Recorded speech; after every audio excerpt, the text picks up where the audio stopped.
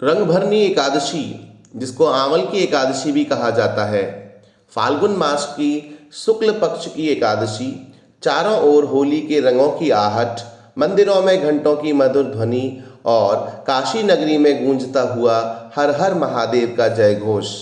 यह वही पावन दिन है जिसे आंवल की एकादशी और रंगभरनी एकादशी कहा जाता है। इस दिन भक्ति, रंग और कृपा तीनों का ही अद्भुत संगम होता है। आज की इस कथा में हम जानेंगे कि एक क्रूर शिकारी कैसे धर्मात्मा राजा बना, अनजाने में किए गए व्रत का क्या फल मिलता है और क्यों इस दिन वाराणसी में शुरू होती है शिव की होली। तो आइए श्रद्धा और विश्वास के साथ इस दिव्य कथा का श्रवण करते हैं। बहुत समय पहले वैदिशा नामक नगरी में एक प्रतापी राजा राज्य करता था। उसका नाम राजा मांधाता था। वह भगवान विष्णु का परम भक्त था। राजा प्रतिदिन प्रातःकाल उठकर स्नान करता, मंदिर जाता और विधि विधान से पूजन करता। राज्य की प्रजा भी उसी के आदर्शों पर चलती थी। हर एक एकादशी को वह पूरा नगर उपवास रखता, भजन कीर्तन करता था। राजा अक्सर कहा करता था, एकादशी केवल व्रत नहीं, आत्मा की शुद्धि का अवसर है। उसी समय एक वन में एक शिकारी रहता था। उसका जीवन केवल हिंसा पर आधारित था। वह पशुओं को मारकर अपना पेट पालता था। उसे न धर्म का ज्ञान था और न पाप पुण्य की चिंता। एक दिन वह शिकार करते करते बहुत दूर निकल आया। पूरे दिन उसे कोई शिकार नहीं मिला। थका हारा, भूखा प्यासा वह वैदिशा नगरी के बाहर पहुंचा। उसे क्या पता था कि उस दिन आंवल की एकादशी है। नगर में हर ओर भजन कीर्तन हो रहा था। मंदिरों में ओम नमो भगवते वासुदेवाय की ध्वनि आ रही थी। दीपों की रोशनी, फूलों की सुगंध और भक्तों का उत्साह देखकर शिकारी ठिठक गया। भूख से व्याकुल शिकारी मंदिर के बाहर बैठ गया। उसने सोचा, शायद कुछ यहाँ खाने को मिल जाए।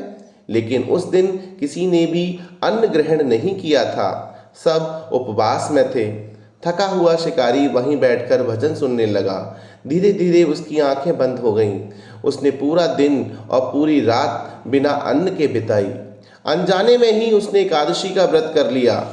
सुबह होते ही शिकारी ने अजीब सी शांति अनुभव की। उसके भीतर जैसे कुछ बदल गया था। वह सोचने लगा कि मैं जीवन भर पाप करता रहा, पर यहाँ बैठे बैठे मन को जो शांति मिली वह कभी नहीं मिली। उस दिन से उसके हृदय में परिवर्तन प्रारंभ हुआ। उसने धीरे धीरे हिंसा छोड़ दी।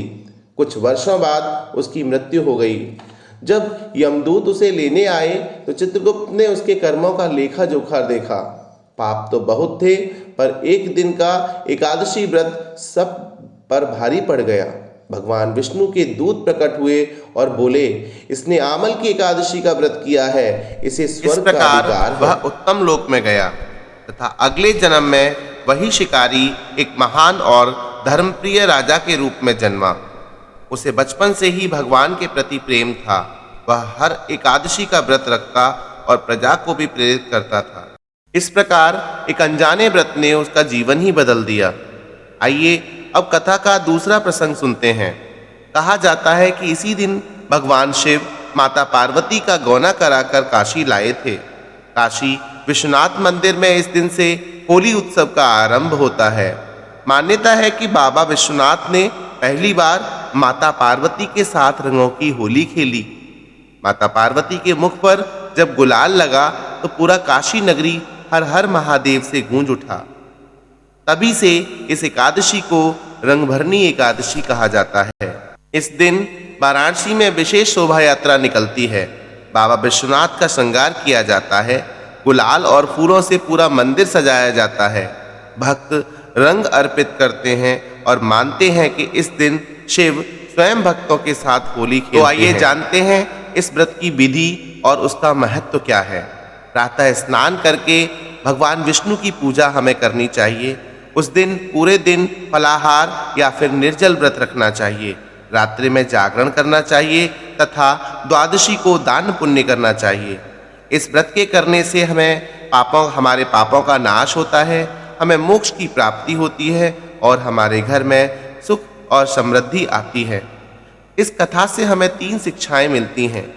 अनजाने में किया गया पुण्य भी जीवन बदल सकता है। सच्ची भक्ति में अपार शक्ति होती है तथा रंग केवल बाहरी नहीं, हृदय के भी होने चाहिए। तो इस रंग भरनी एकादशी पर हम भी अपने जीवन को भक्ति और प्रेम के रंगों से भर दें।